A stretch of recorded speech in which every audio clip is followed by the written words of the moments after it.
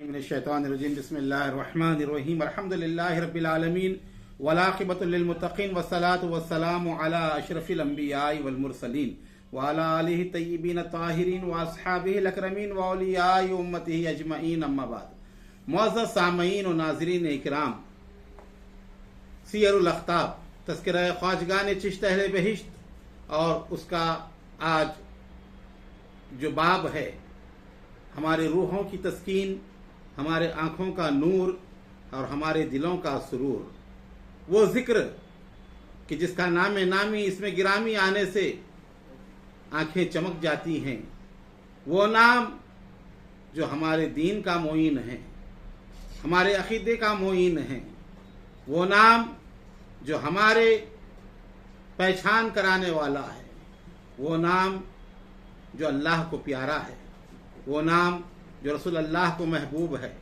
وہ نام جو خواجگان چشت کی آنکھوں کا تارا ہے، وہ نام جو اہل عقیدت اہل ارادت کے لیے سکون جاں ہے، وہ نام جو بھٹکتی ہوئی روحوں کے لیے نور کا سامان فراہم کرتا ہے، وہ نام جو بے قراروں کا قرار ہے، وہ نام جو بے کسوں کا کس ہے، وہ نام جو بے بسوں کا بس ہے، وہ نام جو غریبوں کا ملجا ہے، وہ نام جو یتیموں کا والی ہے، وہ نام جو بے سہاروں کے لیے آس ہے، وہ نام جو ڈوبتے کے لیے کافی ہے تنکے کا سہارا، وہ نام جس سے دنیا میں بھی عزت ہے اور آخرت میں بھی عزت ہے، وہ نام جس نام کی نسبت ہمیں فخر کراتی ہے کہ ہم اس ذات سے تعلق رکھتے ہیں۔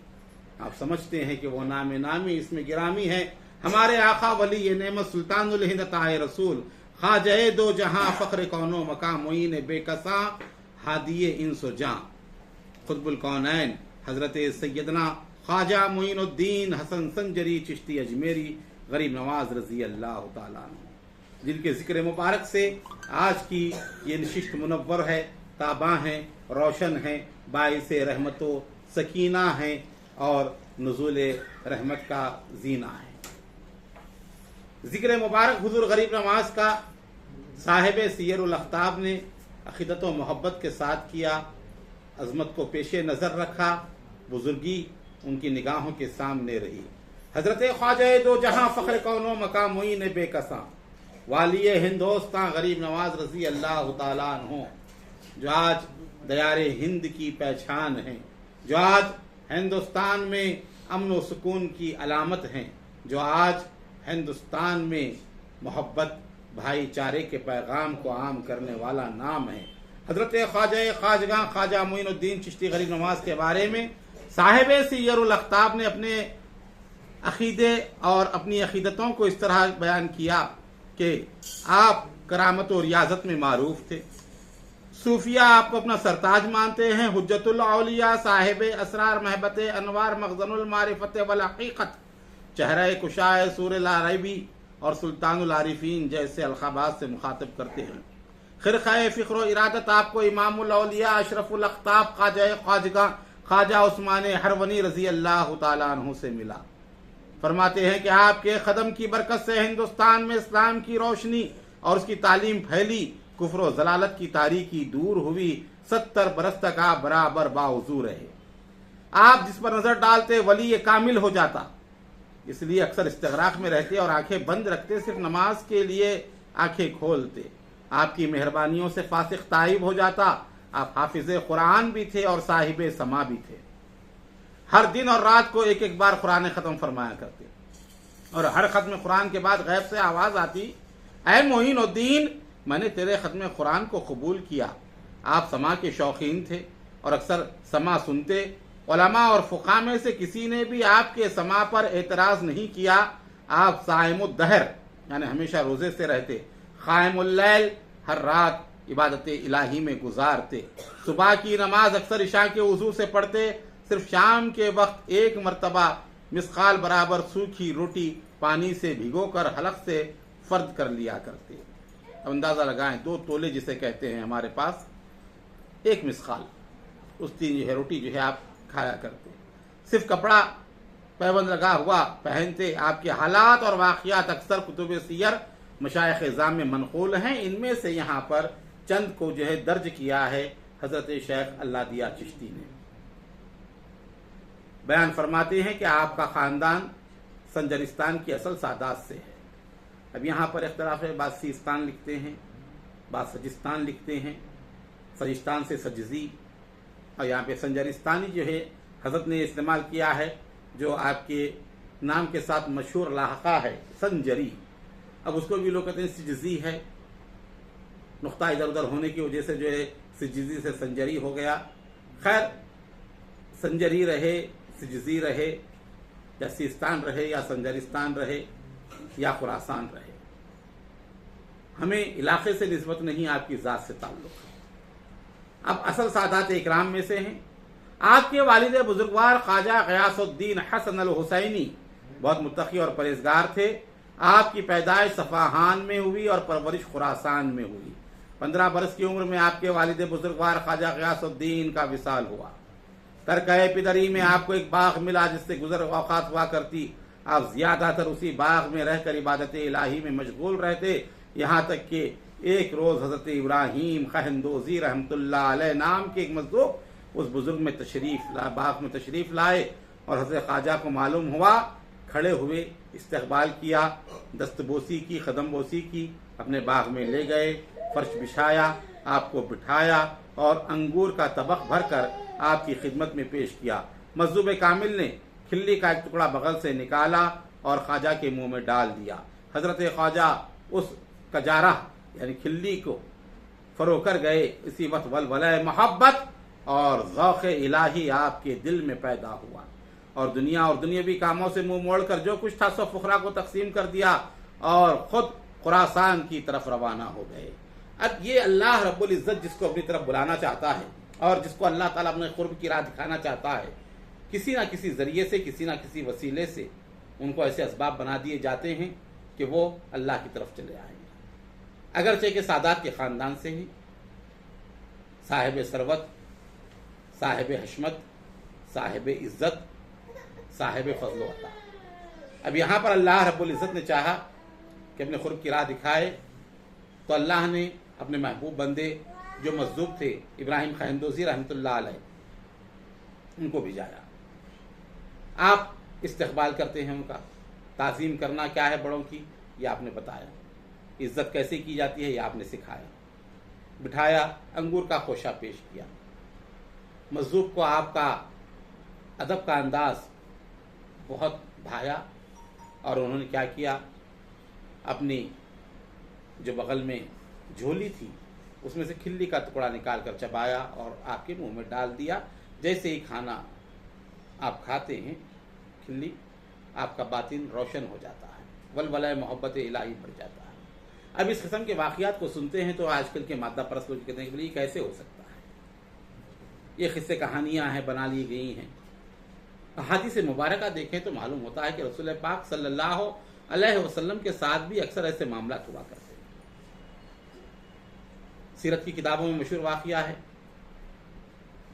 ایک لاؤبالی قسم کی خاتون تھی مدینہ منورہ کی، ذہنی توازن ان کا برابر نہیں تھا۔ وہ جو ہے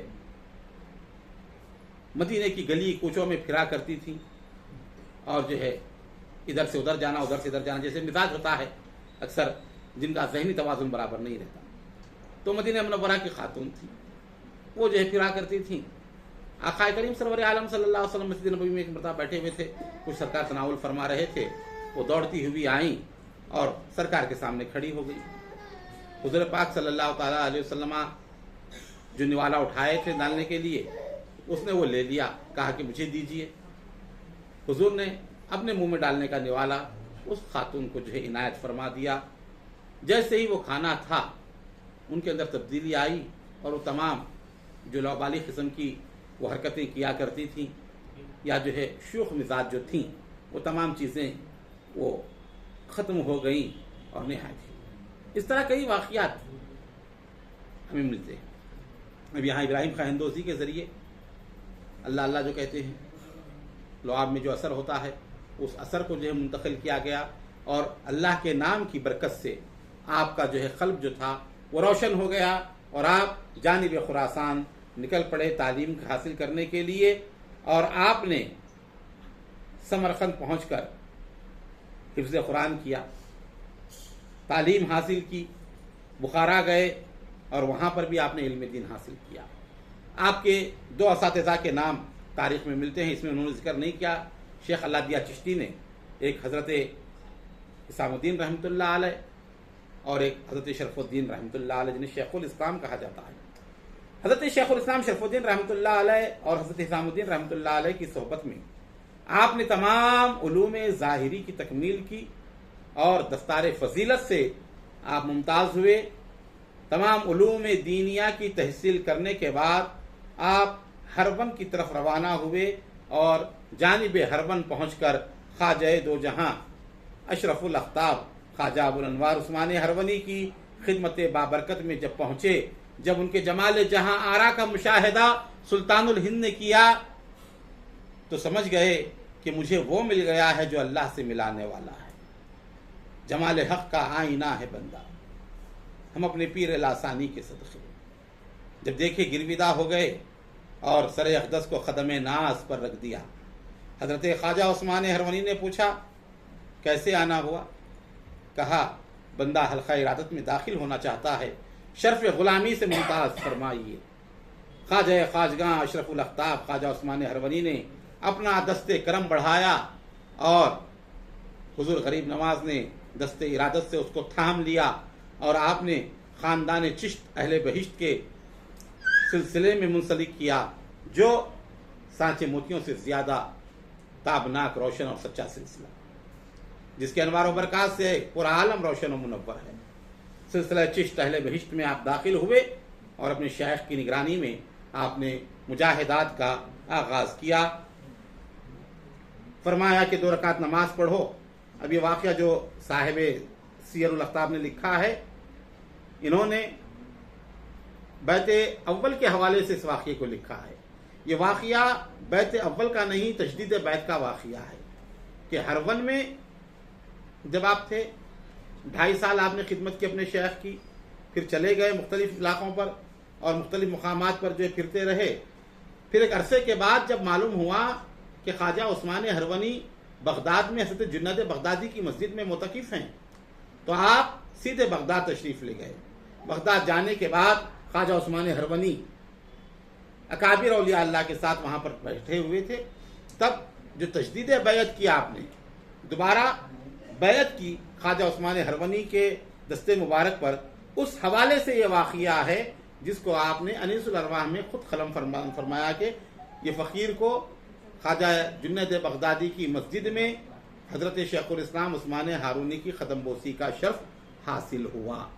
تو یہ واقعہ جس میں حضرت نے فرمایا 2 رکعت نماز پڑھو، سورہ بقرہ پڑھو، 21 مرتبہ درود شریف پڑھو، اس کے بعد آپ کا ہاتھ پکڑا اور آسمان کی طرف منہ کر کے فرمایا معین الدین، میں نے تجھے خدا کے حوالے کیا اور تم سے آج اس کے مقبول بندوں میں شامل ہو۔ پھر قینچی لے کر آپ کے بال نکلوائے، کلاه 4 تر کی اور گلی میں خاص مرحمت فرمائی، حکم دیا 1 دن اور رات کا مجاہدہ کرو، 1000 بار سورہ اخلاص پڑھو۔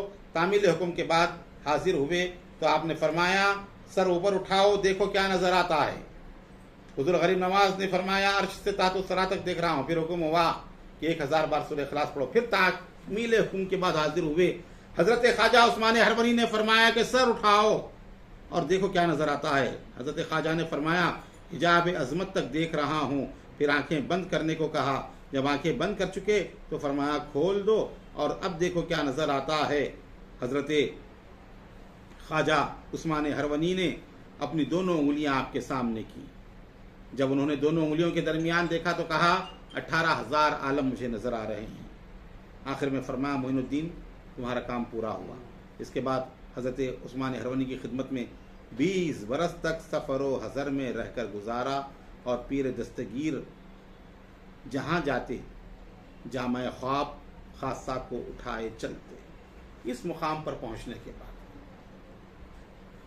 جبکہ نظریں کھل گئی تھیں تحت الثری تک، عرش تک، اس کے بعد 20 سال خدمت کی آپ نے اپنے شیخ کی۔ اندازہ لگائیں کیا مقام و مرتبہ اللہ نے مقام ولایت پر فائز ہیں۔ ज़मीन और आसमान के हिजाबात उठे हुए हैं, हर चीज़ रोशन रोशन की तरह आया है। इस मुकाम पर जाने के बाद जिसने 20 साल अपने शेख की खिदमत की हो, सफ़र व हज़र में उनका साजो सामान उठाए फिरते हो, जहाँ जा रहे हैं पीछे पीछे चले जा रहे हैं, जिस वली के पास जाने का हुक्म होता है वहाँ तशरीफ़ ले जाते हैं। 20 साल इस तरह आपने सैर ज़ाहिरी व बातिनी के साथ जो है मज़ीद जो तय किया हो, उसकी मिसाल कहीं नहीं मिलती। फरमाते हैं कि हज़रत शेख ने ऐसी नेमत अता फरमाई कि मोइनुद्दीन की ज़बान उसको बयान नहीं कर सकती, मोइनुद्दीन का कलम उसको तहरीर नहीं कर सकता। ऐसी हज़ारों नेमतें अता होने के बाद हरमैन शरीफैन की तरफ रवाना हुए। बैठे हुए हैं खाने काबा के नीचे, मीज़ाब रहमत के नीचे, परनाले के नीचे, दुआ करते हैं कि मौला ये मोइनुद्दीन है, इसको कबूल फरमा। गैब से आवाज़ आती है, उस्मान हमने मोइनुद्दीन को कबूल किया, अपने बरगुज़ीदा बंदों में से बना लिया, अपने महबूब बंदों में से बना लिया। फिर ख्वाजा उस्मान हरवनी आपको लेकर मदीना मुनव्वरा रसूल पाक की सोबत में जाते, हुजूर के रौज़ा मुबारका में जाते हैं और सामने कहते हैं कि मोइनुद्दीन सलाम पेश करो। आप सलाम पेश करते हैं, जवाब आता है वालेकुम अस्सलाम या खुतबुल मशाइख फिल बर्र वल बहर, ऐ खुशकी और समंदरों के मशाइख के सरदार कुतुब, तुझ पर भी सलाम। तो ये खिताब हुजूर की बारगाह आलिया से आपको अता हुआ। चंद दिन वहाँ रहे, फिर अपने शेख के साथ बगदाद तशरीफ़ लाए। उस्मान हरवरी ने फरमाया कि मैं यहाँ पर चिल्ला कशी करूँगा, तुम्हें ज़रूरी है कि रोज़ाना सुबह आओ और मैं जो कुछ कहूँ लिख लिया करना, ताकि हमारे बाद हमारे मुरीदों के लिए यादगार हो। उस्मान हरवनी रज़ी अल्लाह तआला अन्हु चिल्ला कशी में बैठ गए और 40 दिन में 28 मजालिस हज़रत गरीब नवाज़ ने तहरीर फरमाई और वो मलफूज़ात अनीसुल अरवाह के नाम से जो है आपने मुरतब फरमाए। फिर उसके बाद जो है आपकी जानशीनी और दस्तारबंदी के जो है मामले होते हैं। इंशाअल्लाह ताला आगे की नशिस्तों में उसका तफसीली तौर पर ज़िक्र होगा। अल्लाह रब्बुल इज़्ज़त अज़ीमुल मर्तबत ख़ाजगान के सदक़े में हम तमाम को दारैन की सादतों से माला माल फरमाए। इलाही ताबवत खुर्शीद माही चराग़ चिश्तियाँ रा रोशनाई।